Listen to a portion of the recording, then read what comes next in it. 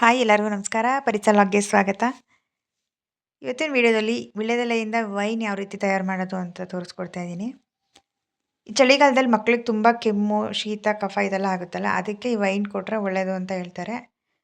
ಹಾಗಾಗಿ ನೋಡೋಣ ಒಂದ್ಸರಿ ಟ್ರೈ ಮಾಡೋಣ. ನನ್ನ ಮಗಳಿಗೆ ತುಂಬ ಕೋಲ್ಡ್ ಆಗಿಬಿಡುತ್ತೆ. ಮಳೆಗಾಲ ಸ್ಟಾರ್ಟ್ ಆಯಿತು ಅಂದರೆ ಇನ್ನು ಸಮ್ಮರ್ವರೆಗೂ ಅವಳಿಗೆ ನಾವು ಎಣ್ಣೆ ಪದಾರ್ಥನ ಏನೂ ಕೊಡೋಂಗಿಲ್ಲ, ಐಸ್ ಕ್ರೀಮು, ಜ್ಯೂಸ್ ಇದೇನು ಕೊಡೋಂಗಿಲ್ಲ, ಅಷ್ಟು ಕೋಲ್ಡ್ ಆಗುತ್ತೆ. ಅದಕ್ಕೋಸ್ಕರ ಈ ಥರ ವೈನ್ ರೆಡಿ ಮಾಡಿ ಇಟ್ಕೊಂಡ್ರೆ ಅಟ್ಲೀಸ್ಟ್ ಕೋಲ್ಡ್ ಜಾಸ್ತಿ ಆದಾಗ ಒಂದು 2 ಸ್ಪೂನು ಕೊಟ್ಟರೆ ಕಮ್ಮಿ ಆಗುತ್ತೆ ಅಂತ ಹೇಳ್ತಾರೆ. ಅದಕ್ಕೆ ನೋಡೋಣ ಅಂತ ಟ್ರೈ ಮಾಡ್ತಾ ಇದ್ದೀನಿ. ಫಸ್ಟು ಒಂದು 100 ವೀಳ್ಯದೆಲೆ ತೊಗೊಂಡಿದ್ದೀನಿ. ಅದನ್ನು ನೀಟಾಗಿ ತೊಳೆದು ಗುಳ್ಕ ಎಲ್ಲ ಇದ್ರೆ ತೆಗೆದುಬಿಟ್ಟು ನೀಟಾಗಿ ವಾಶ್ ಮಾಡಿ ಇಟ್ಕೋಬೇಕು. ಅದಕ್ಕೆ ಈ ಥರ ಒಂದು ಪ್ಲಾಸ್ಟಿಕ್ದು ಬಾಕ್ಸ್ ತೊಗೊಂಡಿದ್ದೀನಿ. ನಿಮ್ಮ ಮನೆಗೆ ಗಾಜಿನ ಬಾಕ್ಸ್ ಯಾವ್ದಾದ್ರು ಇದ್ದರೆ ಅದನ್ನು ಉಪಯೋಗಿಸ್ಕೋಬೋದು. ಈ ಥರ ಸ್ವಲ್ಪ ಒಂದು ಅರ್ಧ ಪೀಸ್ ಮಾಡಿ ನೀಟಾಗಿ ಈ ಥರ ಹಾಕ್ಕೊಳ್ಳೋಣ ಎಲ್ಲನೂ.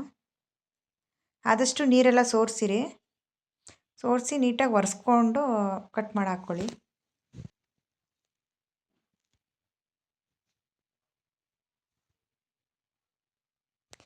ನಿಮಗೆ ಯಾವ ಥರ ಕ್ವಾಂಟಿಟಿ ಬೇಕೋ ಆ ಥರ ಮಾಡ್ಕೊಳ್ಳಿ. ಇಲ್ಲ ಫಸ್ಟ್ ಒಂದು 50 ಎಲೆ ಹಾಕಿ ಟ್ರೈ ಮಾಡಿ ನೋಡ್ತೀನಿ ಯಾವ ರೀತಿ ಆಗುತ್ತೆ ಅನ್ನಂಗಿದ್ರೆ ಒಂದು 50 ಎಲೆ ಹಾಕ್ಕೊಂಡು ಟ್ರೈ ಮಾಡಿ.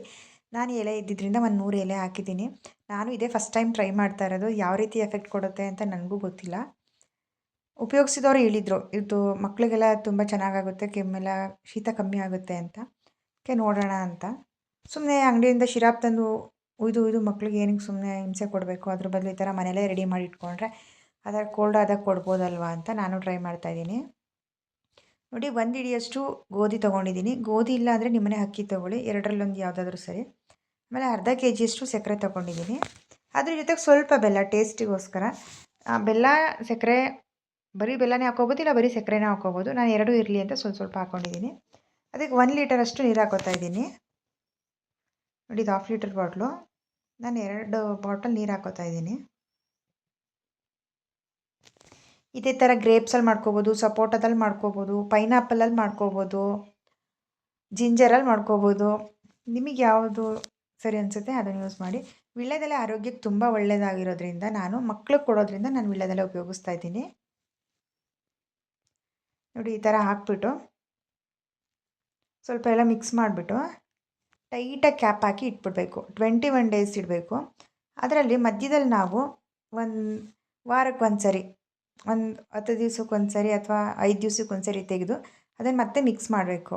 ಅದರಲ್ಲಿ ಹೇರೆಲ್ಲ ತುಂಬ್ಕೊಂಬಿಟ್ಟಿರುತ್ತೆ, ಹಂಗಾಗಿ ತೆಗೆದುಬಿಟ್ಟು ಒಂದು ಸರಿ ನೀಟಾಗಿ ಮಿಕ್ಸ್ ಮಾಡಿಬಿಟ್ಟು ಮತ್ತೆ ಕ್ಯಾಪ್ ಅದೇ ಥರ ಟೈಟಾಗಿ ಹಾಕಿ ಇಟ್ಬಿಡಬೇಕು.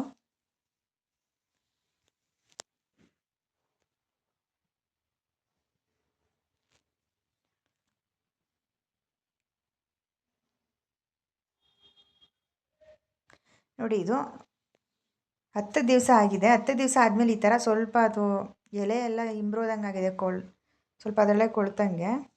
ಈ ಥರ ಸ್ವಲ್ಪ ಏನಾದ್ರು ತೊಗೊಂಡು ಕೆಳಗಡೆ ಮೇಲ್ಗಡೆ ಚೆನ್ನಾಗಿ ಮಿಕ್ಸ್ ಮಾಡಬೇಕು. ಗೋಧಿ ಎಲ್ಲ ಕೆಳಗಡೆ ಹೋಗಿ ಕುತ್ಕೊಂಡ್ಬಿಟ್ಟಿರುತ್ತಲ್ಲ, ಅದಕ್ಕೋಸ್ಕರ ನೀಟಾಗಿ ಮಿಕ್ಸ್ ಮಾಡಿ ಮತ್ತೆ ಕ್ಯಾಪ್ ಹಾಕಿ ಟೈಟಾಗಿ ಹಾಗೆ ಇಡಬೇಕು.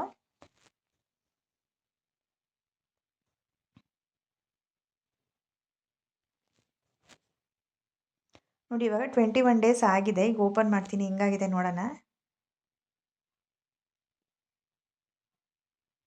ಫಸ್ಟ್ ಟೈಮ್ ಮಾಡಿರೋದಲ್ವ, ನನಗೂ ತುಂಬ ಕ್ಯೂರಿಯಾಸಿಟಿ ಇತ್ತು.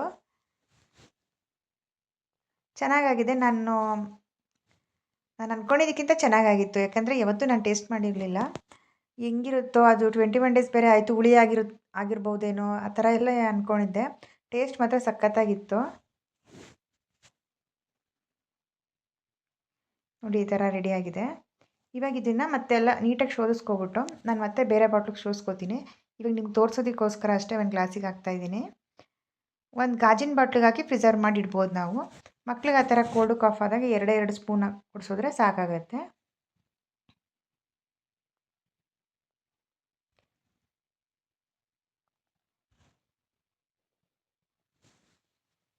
ನೋಡಿ, ಹೆಲ್ತಿಯಾದ ವೀಳ್ಯದೆಲೆ ವೈನ್ ರೆಡಿ ಆಯಿತು.